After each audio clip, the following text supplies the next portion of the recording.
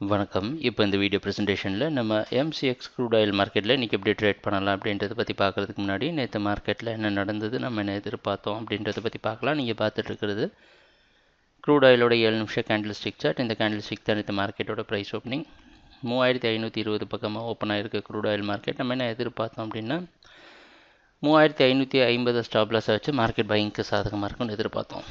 Price open ஆனதுலேருந்து ஒரு மிகப்பெரிய side வே consolidation நடந்திருக்கு.